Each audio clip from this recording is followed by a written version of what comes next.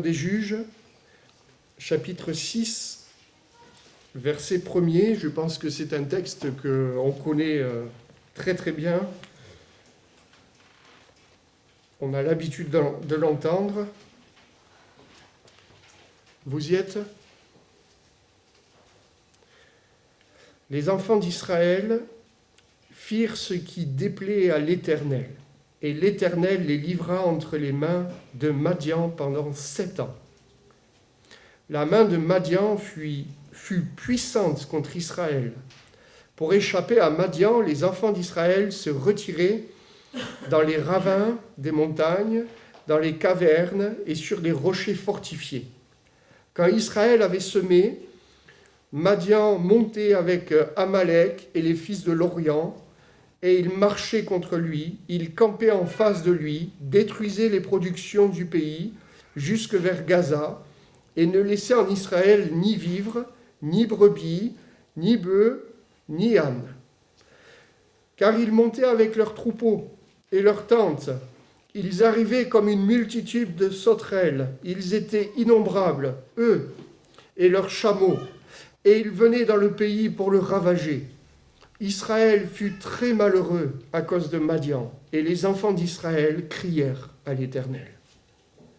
Lorsque les enfants d'Israël crièrent à l'Éternel au sujet de Madian, l'Éternel envoya un prophète aux enfants d'Israël. Il leur dit : Ainsi parle l'Éternel, le Dieu d'Israël, je vous ai fait monter d'Égypte, et je vous ai fait sortir de la maison de servitude. Je vous ai délivré de la main des Égyptiens et de la main de tous ceux qui vous opprimaient. Je les ai chassés devant vous et je vous ai donné leur pays. Je vous ai dit, je suis l'Éternel, votre Dieu, vous ne craindrez point les dieux des Amoréens dans le pays desquels vous habitez. Mais vous n'avez point écouté ma voix. Puis vint l'ange de l'Éternel, et il s'assit sous le térébinthe d'Ophra qui appartient à Joas de la famille d'Abiézer. Gédéon, son fils, battait du froment au pressoir pour le mettre à l'abri de Madian. L'ange de l'Éternel lui apparut et lui dit : L'Éternel est avec toi, vaillant héros. Gédéon lui dit : Ah, mon Seigneur, si l'Éternel est avec nous, pourquoi toutes ces choses nous sont-elles arrivées ? Et où sont tous ces prodiges que nos pères nous racontent quand ils disent « L'Éternel ne nous a-t-il pas fait monter hors d'Égypte ? Maintenant l'Éternel nous abandonne et nous livre entre les mains de Madian. » L'Éternel se tourna vers lui et dit « Va avec cette force que tu as et délivre Israël de la main de Madian. N'est-ce pas moi qui t'envoie ?» Gédéon lui dit : « Ah, mon Seigneur, avec quoi délivrerai-je Israël ? Voici, ma famille est la plus pauvre en Manassé, et je suis le plus petit dans la maison de mon père. » L'Éternel lui dit : « Mais je serai avec toi, et tu battras Madian comme un seul homme. » Amen. C'est un texte extraordinaire que ce récit. On part d'une situation catastrophique à une situation de victoire. Et au travers de ce texte, je sais qu'on le connaît. Je sais aussi que lorsqu'on connaît des textes, lorsque nous lisons la parole, peut-être on est habitué, on connaît la fin de l'histoire, etc. Mais plaise à Dieu qu'au travers de ce texte ce matin, en prenant un peu de hauteur, il puisse nous apprendre, nous réapprendre certaines choses, certains points indispensables à comprendre, à connaître dans notre vie chrétienne, pour que nous puissions aussi passer des situations difficiles que nous rencontrons dans notre propre existence à des situations où nous vivons la victoire et la délivrance de notre Dieu. Vous savez, c'est toujours délicat, c'est toujours particulier de parler de situations compliquées lorsqu'on est chrétien, parce qu'on a encore et toujours quelquefois dans notre esprit, compréhension de la vie chrétienne, qu'il ne peut et ne doit rien nous arriver. Et je pense qu'il faut vraiment qu'on prenne de la maturité par rapport à ces choses et qu'on comprenne réellement, mais qu'est-ce que la vie chrétienne ? en comprenant bien la vie chrétienne, qu'est-ce que Dieu veut, qu'est-ce que Dieu nous demande, cela nous aide à comprendre aussi les jalons qu'il met sur notre chemin et sur notre route, pour que nous puissions connaître la victoire. C'est de cela dont il est question dans ce texte. Le contexte, en tous les cas, si nous revenons à partir du verset 1er, le contexte est très très clair dans ce récit. Israël avait désobéi. C'est clair. Ils firent ce qui déplaît à l'Éternel. Et je vais soulever cela, même si ce n'est pas ce point précis qui va nous intéresser particulièrement. On sait, je pense qu'on sait tous, que la désobéissance a toujours des conséquences, il y a toujours des répercussions, il y a toujours des suites au mauvais choix. Ça ne veut pas dire qu'on est condamné toute notre vie, c'est pas ça, mais ça veut dire qu'il faut que peut-être les mauvais choix ou les choses qui se passent dans notre vie qui ne sont pas forcément comme Dieu le voulait, il faut que ça soit amené à sa pleine lumière, pour que lui puisse prendre ces choses en main. Et c'est ce que nous allons voir maintenant. La Bible nous dit donc que Dieu va laisser, lorsque nous lisons qu'il va livrer Israël entre les mains de Madian, on comprend qu'il va comme permettre que l'ennemi vienne, comme en enlevant une certaine protection.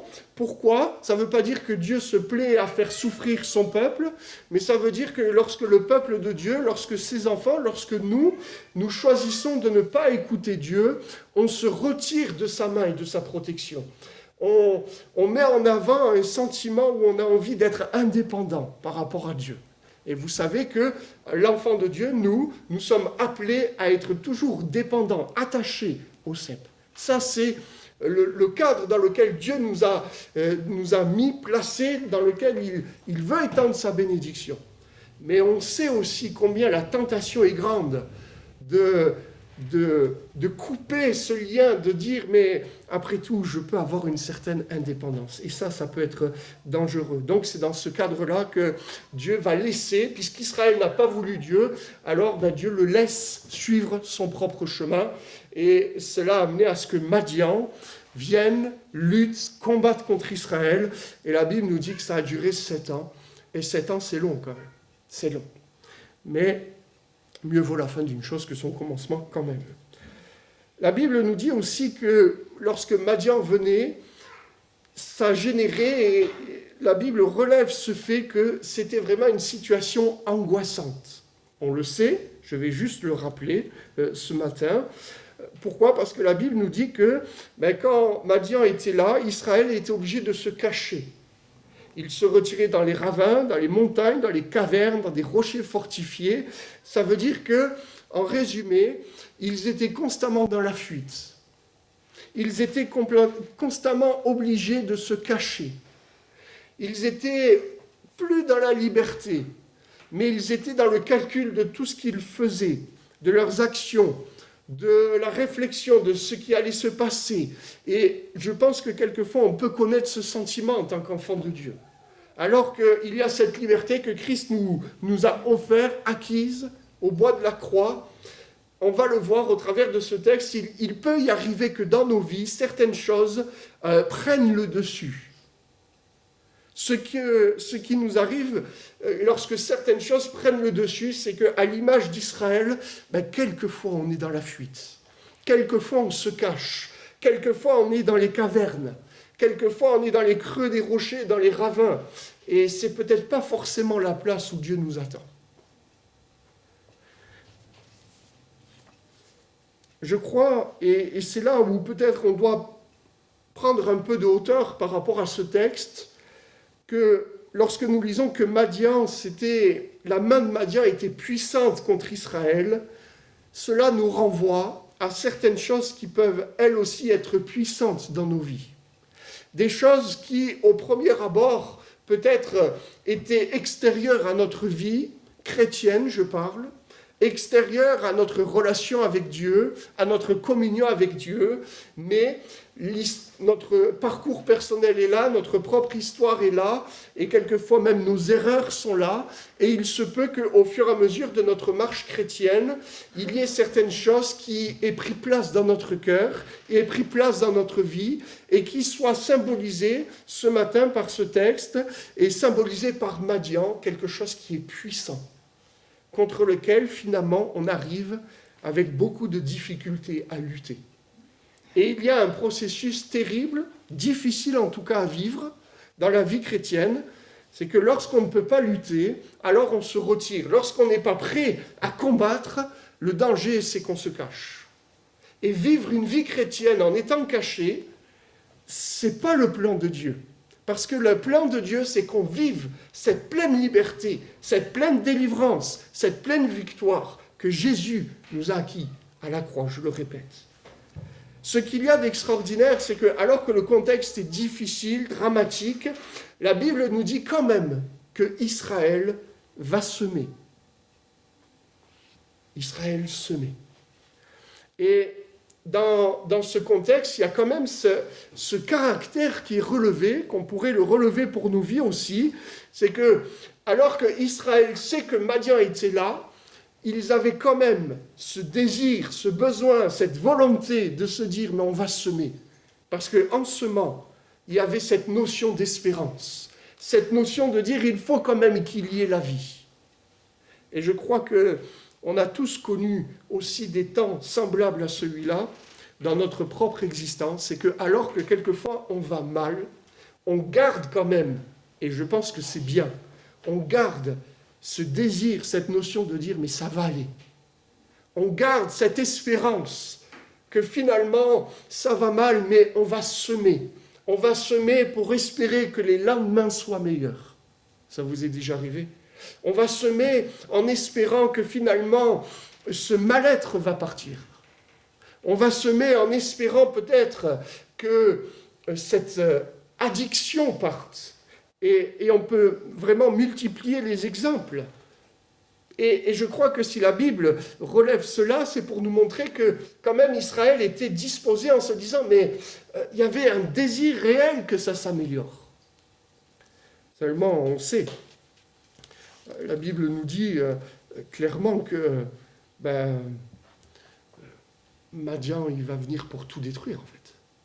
Les semences ne vont pas suffire. Les semences ne vont pas suffire.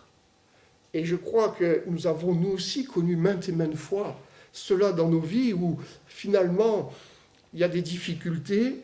J'en ai noté quelques-unes, j'en ai nommé tout à l'heure, on peut en nommer d'autres. La colère, la dépression, le découragement, c'est des choses qui sont quelquefois puissantes contre nous dans nos vies.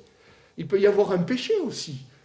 Même si on est chrétien, on est lavé, purifié, on l'a chanté, on a revêtu le vêtement de justice, mais il peut y avoir encore quelque chose qui est là dans nos vies, contre lequel on a des difficultés à lutter, à se débarrasser, et pourtant on aime le Seigneur.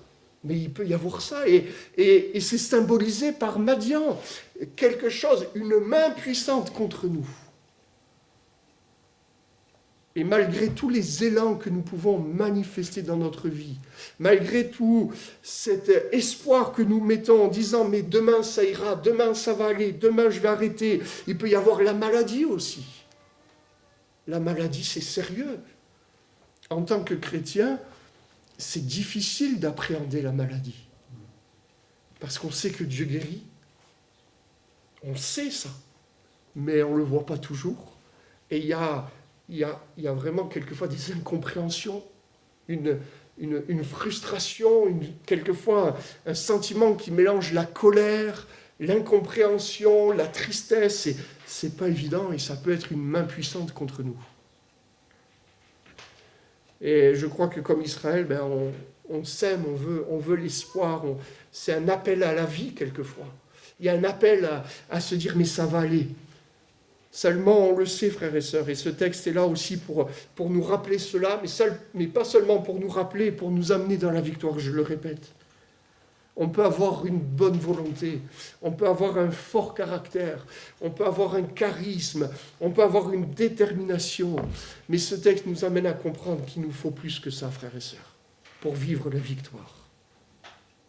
Et même si Israël avait envie de s'en sortir par ses propres forces, il y a ce constat qui est terrible. Madian venait, il détruisait tout ce qui était semé. Ça veut dire qu'il détruisait l'espérance du peuple. Il détruisait ce qui allait apporter la vie. Et on sait aussi combien l'ennemi de nos âmes veut détruire ce sentiment dans nos vies. Où il arrive quelquefois à détruire l'espérance que nous pouvons avoir en tant qu'enfants de Dieu. C'est difficile, c'est terrible. La Bible va jusqu'à dire que Madian va ravager le pays. Et l'expression, elle est claire en fait. C'est que tout était ravagé. Mais ce n'est pas que le pays, ce n'est pas que les champs, ce n'était pas que les animaux. Ça représente, c'est l'image de cette vie intérieure, de ce qui se passait dans le cœur de ce peuple. Tout était ravagé. Ça vous est déjà arrivé dans vos vies de connaître des situations où vous êtes ravagé intérieurement? Ben, je crois que oui. Je pense qu'on l'a tous connu à un moment donné à un autre. On est ravagé. Et si le récit s'arrêtait là, en fait, ça serait vraiment dramatique. Si la vie chrétienne s'arrêtait sur des situations qui nous ravagent, sans qu'il y ait l'espoir, l'espérance en Christ de voir quelque chose changer, ça serait vraiment difficile. Mais le texte ne s'arrête pas là. La Bible nous dit qu'Israël fut très malheureux, et je crois qu'on peut le comprendre. Et ce sentiment d'être malheureux en tant que chrétien, on le vit aussi, on le vit mal. Mais n'oublions pas que la tristesse, selon Dieu, elle pousse à la repentance, frères et sœurs. Il y a des tristesses, peut-être que Dieu permet, mais pour nous amener à mieux le connaître, pour nous amener à la pleine délivrance, pour nous amener aussi à comprendre son œuvre en nous, ce qu'il fait pour l'Église, pour nos familles, et d'une manière étendue, tout ce qui se passe autour de nous. Frères et sœurs, c'est quand même ça, le désir de notre Dieu.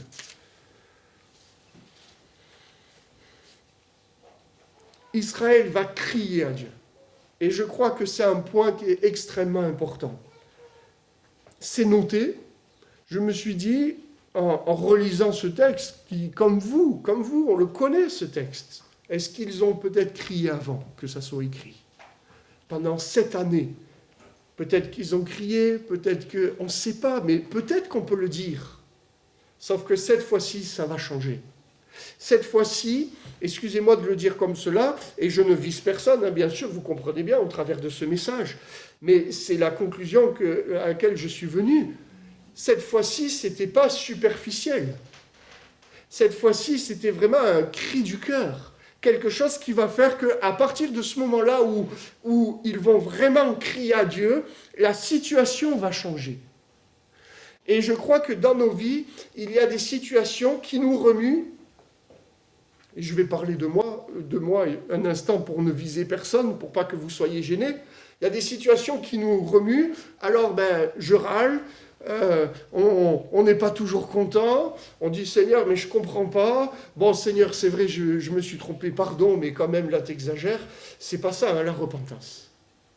C'est pas ça qui va faire que la situation change.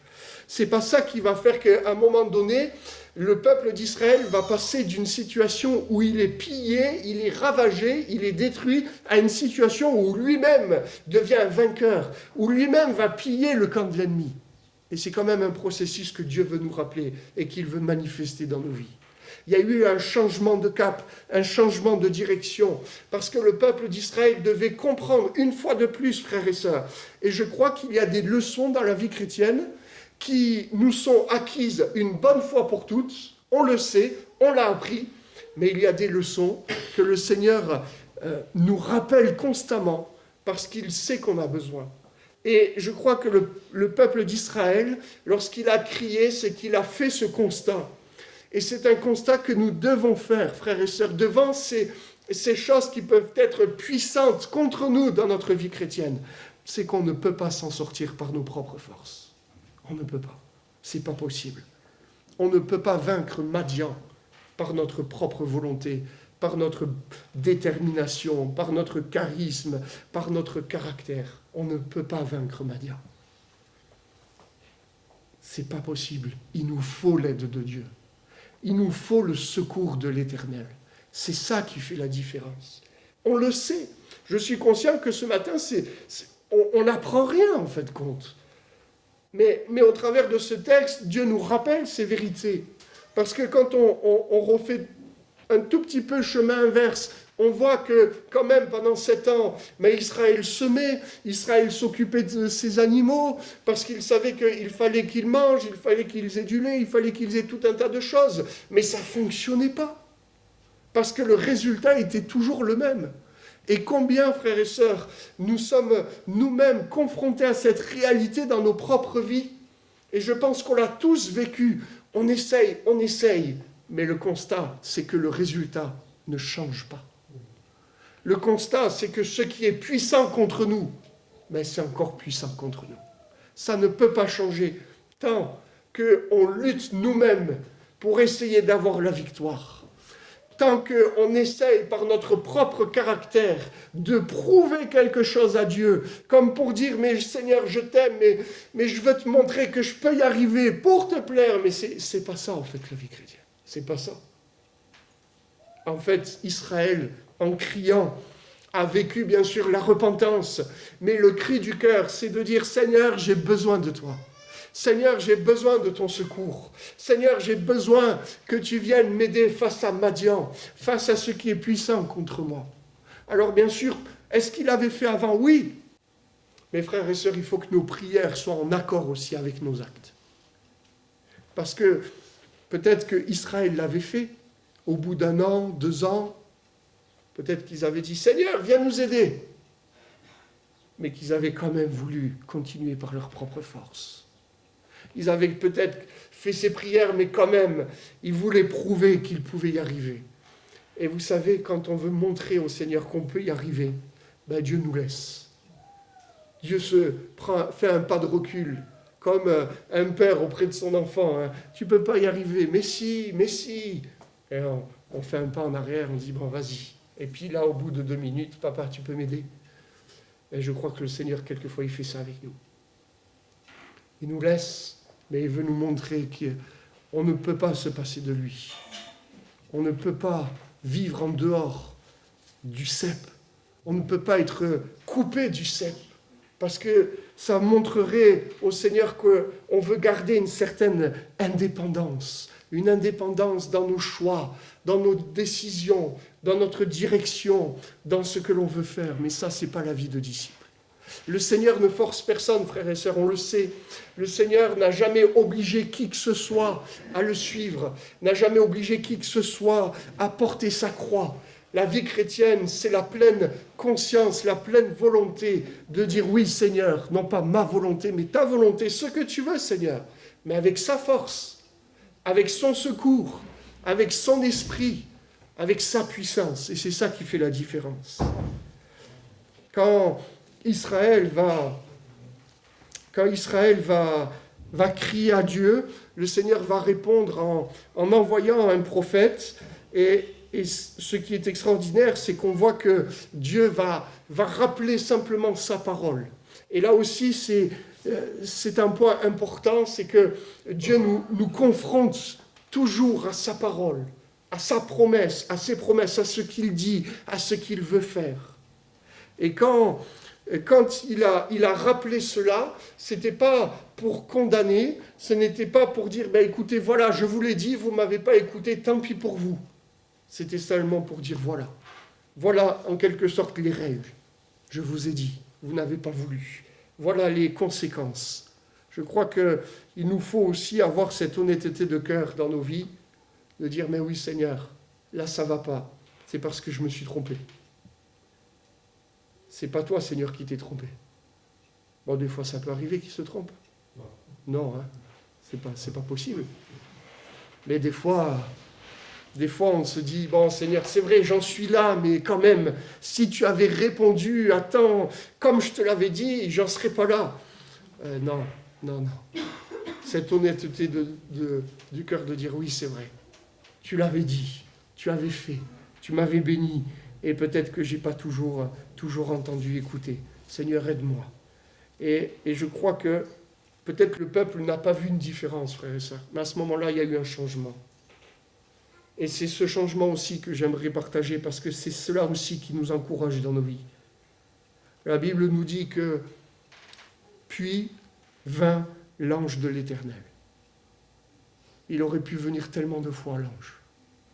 Dieu aurait pu agir tellement de fois, mais c'est à ce moment-là qu'il vient. Et frères et sœurs, je veux vous encourager, parce que des fois, il y a des situations qui sont difficiles. Intérieurement, on vit des situations difficiles. On n'arrive pas forcément à dire tout ce que l'on vit. On n'arrive pas à dire tout ce qui se passe dans nos têtes, dans nos pensées. Il s'en passe des choses. On n'arrive pas à dire tout cela. Et quelquefois, on souffre, on est là, on soupire. On aime le Seigneur, on aimerait qu'il se passe quelque chose. Mais il y a un moment, frères et sœurs, où l'ange de l'Éternel vient. Et je crois que ça nous rappelle la présence du Seigneur Jésus-Christ dans nos vies. Ça nous rappelle qu'il est bon d'attendre dans le silence le secours de l'Éternel. Il est bon d'avoir foi et confiance en Dieu, qui ne laissera pas ses enfants subir éternellement la main de Madian contre nous. Et ce texte, il est extraordinaire, parce que l'ange va venir pour bénir, frères et sœurs, pour apporter une parole d'encouragement. Et c'est cette parole qui nous fait du bien ce matin aussi. C'est cette parole que Dieu veut nous rappeler. Parce que Dieu entend les cris, en fait. Dieu entend les cris. Dieu a entendu les cris de son peuple. Et Dieu entend les cris que nous avons dans nos cœurs, des cris personnels. Mais Dieu va agir comme lui le veut. Je ne sais pas, si on prenait le temps ce matin, on aurait dit, mais quand même, nous, on aurait aimé que l'ange vienne et qu'il détruise Madian en 1 seconde. Vous n'auriez pas aimé que ça soit écrit, ça? Ça aurait été bien quand même. Que, après tout, le peuple s'est repenti, a fait quelque chose, a vécu une expérience, il s'est humilié, il a compris que ce n'était pas par ses propres forces qu'il pouvait s'en sortir. Donc, Seigneur, viens, l'ange est là. Ah, quelle grâce si l'ange avait dit à Gédéon ou au peuple, il aurait réuni les anciens, écoutez, je vais m'occuper de ça. Asseyez-vous confortablement, c'est moi qui vais régler le compte à Madian. Mais ça ne s'est pas passé comme ça, frères et sœurs. Et je crois qu'il ne faut pas oublier ce point aussi important dans nos vies chrétiennes. C'est que face au Madian, face à ce qui peut être puissant, face aux souffrances, face au découragement, à la dépression, il peut y avoir tellement de choses. On prie, mais ce n'est pas nous qui devons choisir comment Dieu va exaucer notre prière. Ce n'est pas à nous de dire et d'écrire un protocole détaillé de comment Dieu doit agir. Dieu entend les cris, frères et sœurs. Dieu répond, mais il le fait comme lui le veut. Et je crois que la victoire, c'est de comprendre que Dieu reste souverain dans toutes ces étapes de notre vie, où c'est lui qui nous dit et qui nous montre le chemin à suivre pour avoir la victoire. Et voilà ce que l'ange est venu apporter, frères et sœurs. Encore une fois, il n'est pas venu apporter une armée d'anges. Il aurait pu dire, écoute, c'est pas moi qui vais régler le compte à Madian, mais regarde derrière moi, il y a une myriade d'anges, c'est eux qui vont s'en occuper. Non, l'ange est venu pour apporter une parole, frères et sœurs. Une parole de Dieu. Je ne sais pas si, je le dis de manière rhétorique, mais je ne sais pas si ça nous intéresse, la parole de Dieu, frères et sœurs. Parce que quand même, presque, excusez-moi de le dire comme ça, on serait tenté de dire, mais c'est tout. C'est tout, Seigneur. Ça fait 7 ans que je souffre. 7 ans que Madian est là. 7 ans que je fuis, que je me cache, je souffre. Tu viens me donner une parole. Mes frères et sœurs, la parole de Dieu. Et c'est là où c'est intéressant de considérer le rapport que nous avons avec la parole de Dieu. Est-ce que la parole de Dieu, elle est toute puissante, frères et sœurs? Est-ce que la parole de Dieu, elle est suffisante pour apporter une guérison, une restauration, une délivrance? Moi, je crois que ce texte nous ramène aux fondamentaux de la vie chrétienne. Nous, on est fixés sur des choses qui peut-être frappent les regards, des choses extraordinaires. Nous, on aimerait que, quand l'ange vient, au bout de 7 ans de souffrance, pour nous apporter la guérison, et je ne sais pas, il y ait de la fumée ou des éclairs, ou je ne sais pas ce qu'on peut imaginer, tout un tas de choses. Au moins, Seigneur, fais trembler les murs de ma maison. Non, une parole. Et cette parole, en fait, elle amène un vrai combat intérieur, frères et sœurs. Et c'est là où la victoire se joue, en fait. Parce que cette parole, on la connaît tous, hein, peut-être vous l'avez souligné dans vos Bibles. L'Éternel est avec toi, vaillant héros. Là, on ne comprend plus. Hein.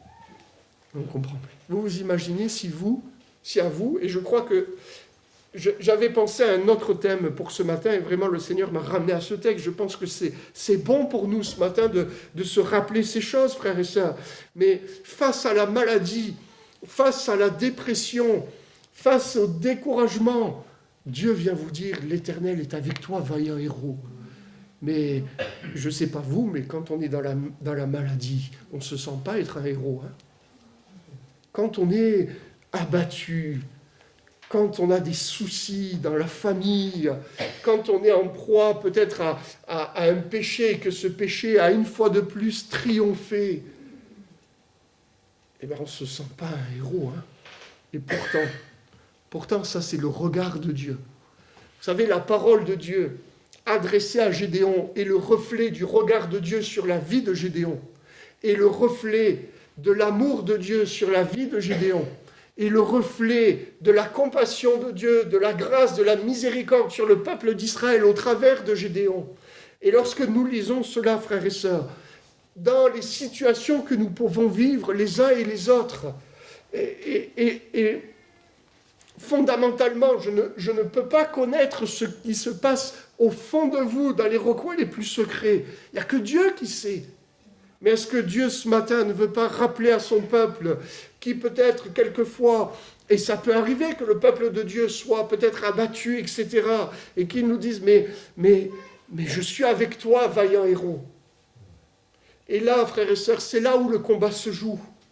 Parce que Dieu nous donne une parole de vie, une parole victorieuse, une parole puissante, une parole sur laquelle Gédéon devait s'appuyer pour remporter la victoire. Et c'est cette même parole qu'il nous donne pour que nous puissions nous appuyer pour avoir la victoire. La vraie question, c'est est-ce que nous croyons cette parole ? Est-ce que nous voulons cette parole ? Est-ce que nous acceptons cette parole pour nous ?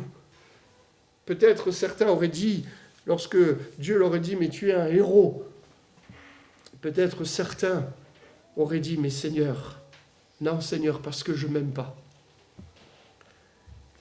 Seigneur, c'est pas possible que tu me dises ça, parce que moi, quand je me regarde, j'ai de la colère contre moi. J'ai de la haine contre moi. Ça peut arriver. J'ai du dégoût contre moi. Vous savez que on est beaucoup travaillé sur la jeunesse, sur les ados, les enfants, avec mon épouse, et on regarde... Je me documente beaucoup sur savoir comment vivent les ados aujourd'hui. Et il y a des forums où les ados s'expriment parce qu'ils ne peuvent pas le faire ailleurs. Et il y a des choses tellement dramatiques qu'ils disent dans ce qu'ils vivent. Et il y avait un post d'une jeune adote qui disait « Mais lorsque je me regarde, j'ai du dégoût. Je ne me supporte pas. » C'était tellement violent, ces paroles. C'était tellement agressif, tellement des paroles de mort qu'elle s'adressait. Et ça peut arriver, je ne dis pas que... ça peut arriver, Dieu nous dit, mais tu es un vaillant héros, je suis avec toi, ça va changer, c'est ça que Dieu est en train de dire à Gédéon. Mais vous avez fait ce qu'il fallait, vous vous êtes repentis, vous êtes revenus à moi, vous vous êtes abandonnés, parce que la repentance, c'est de choisir de s'abandonner aussi entre les mains de Dieu. Alors Dieu dit, mais c'est bon, vous avez fait ce que j'attendais, maintenant la situation va changer, tu es un héros. Et peut-être que Gédéon aurait pu dire, il a dit, mais d'une autre manière, non Seigneur, parce que moi, c'est pas possible. C'est pas possible. Et le combat, frères et sœurs, que nous devons mener, c'est ce combat où nous devons nous accepter tels que nous sommes au travers du regard de Christ, qui nous montre son amour, qui nous montre pourquoi il a voulu aller jusqu'à la croix, parce que son amour est parfait dans nos vies. Et Gédéon, lui, il va répondre d'une manière très claire en disant « Mais oui, mais tu dis que tu es avec nous, mais alors pourquoi ça s'est passé ?» Et je crois qu'on l'a tous dit, ça. Oui, très bien, Seigneur, tu le dis, mais alors pourquoi ? Pourquoi ? Il avait peut-être un peu oublié la désobéissance, hein. Il avait peut-être oublié ses mauvais choix. Mais frères et sœurs, d'une manière, si on se décale un peu par rapport à cette parole, la foi, mais ce n'est pas l'ami des pourquoi. La foi, c'est pas dire Seigneur, pourquoi ? La foi, c'est accepter les moments de Dieu, le temps de Dieu. C'est accepter aussi, frères et sœurs, c'est accepter aussi de ne pas tenir Dieu responsable de ce qui nous est arrivé. Parce que quelque part, Gédéon, c'est ça qu'il est en train de dire. Tu dis que tu es avec nous, mais regarde. Les anciens disaient cela, mais aujourd'hui on vit l'inverse. Sous-entendu, c'est toi qui es responsable de ça dans ma vie. Et ça peut arriver aussi, frères et sœurs, en tant qu'enfant de Dieu, de dire, mais Seigneur, mon couple, c'est une catastrophe. Ma vie de famille, c'est une catastrophe. Au travail, c'est une catastrophe. Et on peut multiplier. Mais Seigneur, c'est toi qui m'y as mis. C'est toi le responsable. On ne le dit peut-être pas de manière directe, hein, mais quelquefois ça peut arriver, frères et sœurs. Et je crois, et vraiment, ça, je pense que c'est pour quelqu'un en particulier. Vous savez, la réponse de Dieu à cette parole de Gédéon, en fait, Dieu ne va pas répondre sur ce que Gédéon a fait. Il va lui dire, va avec la force que tu as. On va prendre le saint repas dans quelques instants, frères et sœurs. On va prendre ce pain et ce vin. Et j'aimerais, c'est ce que j'ai dans mon cœur, que nous puissions le prendre, mais comme si c'était la première fois, en vivant la victoire que Dieu veut nous donner sur les Madians dans notre vie. Parce que Gédéon, il va presque accuser Dieu en disant « Mais c'est toi le responsable ». Dieu ne va pas lui répondre à cette parole. Pourquoi ? Parce qu'il y a eu repentance, frères et sœurs. Et j'aimerais quand même rappeler que quand il y a repentance dans nos vies, frères et sœurs, pour Dieu, il n'y a plus de péché, en fait. Le péché, il est au fond de la mer, hein. Vous connaissez ces textes. Le sang de Jésus purifie de tout péché. Ça veut dire que pour Dieu, il y a une page blanche qui est là. Dieu aurait pu lui reprocher le passé. Quand Gédéon a dit, mais regarde, si tu es avec nous, pourquoi ça s'est passé ? Dieu aurait pu lui rappeler, non mais attendez, tu as désobéi, Gédéon, c'est ta faute. Mais il y avait eu repentance. Frères et sœurs, la repentance, c'est la plus grande bénédiction qui nous est offerte, parce que c'est ce qui nous permet de repartir avec notre Dieu, à neuf. Plus de condamnation pour ceux qui sont en Jésus-Christ. Mais il y a cette parole, frères et sœurs, et je termine avec cette parole. Va avec cette force que tu as et délivre Israël de la main de Madian. Va, frères et sœurs. Et cette parole, mon souhait, c'est que tous nous la prenions dans nos cœurs, qu'elle soit gravée ce matin, peut-être d'une nouvelle manière. Va. C'est-à-dire qu'à partir de là, Dieu dit, mais c'est le moment, tu vas avoir la victoire. Va, je t'accorde la victoire, je t'accorde de triompher de cette main puissante. Il y a un changement, frères et sœurs, qui est possible en Jésus-Christ. Il y a une pleine délivrance qui est possible en Jésus-Christ. L'évangile, c'est cela, c'est des vies transformées par la gloire de Dieu. Va. Et peut-être que Gédéon dit, mais quelle force, Seigneur ! Mais frères et sœurs, Dieu nous donne. S'il nous dit va, s'il nous dit tu vas y arriver, qu'y a-t-il, mon frère, ma sœur, dans votre vie, qui peut-être est là, difficile comme puissant? Est-ce que Dieu n'est pas capable de vous faire triompher? Si, va. Il n'y a que cette parole qui nous projette dans l'espérance, dans l'avenir, en nous disant, mais c'est le moment, c'est maintenant, tu vas triompher. Et je crois que Dieu veut nous rappeler cela. Vous savez, extérieurement, rien n'avait changé, en fait. Tout était pareil. Si Gédéon, il y avait le térébinthe était là. Quand ça s'est passé, tout était pareil. Peut-être il y avait un petit rocher, le petit rocher était là. Mais intérieurement, frères et sœurs, il y avait quelque chose qui a pris place. Et la vie chrétienne, ça commence toujours de l'intérieur.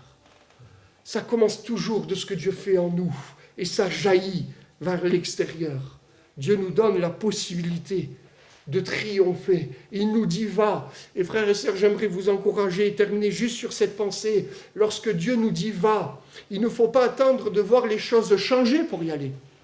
Parce que nous, trop souvent, on est là, on prie, Seigneur, aide-moi, délivre-moi, délivre-moi. Et tant que ça ne change pas, on ne bouge pas, on reste là. Et on prie, on prie, on prie. Frères et sœurs, prier, c'est bien. Invoquer Dieu, c'est bien. Mais il y a un moment donné où il faut se lever, même si nous ne voyons pas les choses changer, parce que c'est lorsqu'on se lève que les choses vont changer, parce que c'est ça la foi. C'est pas d'attendre que ça va changer, pas d'attendre qu'il va se passer quelque chose, pas d'attendre que je ressente intérieurement quelque chose. Le Seigneur me dit, c'est aujourd'hui le jour de la délivrance. Alors je me lève et je prends la délivrance. On pourrait transposer ça en disant, je me lève et je bois ce que Jésus me donne à boire. Je prends cette eau vive et je la bois. Parce que c'est cela. La foi doit toujours être matérialisée par des actes, des actions. Ça nous pousse à agir, frères et sœurs, pour vivre ce que Dieu a prévu de nous dire.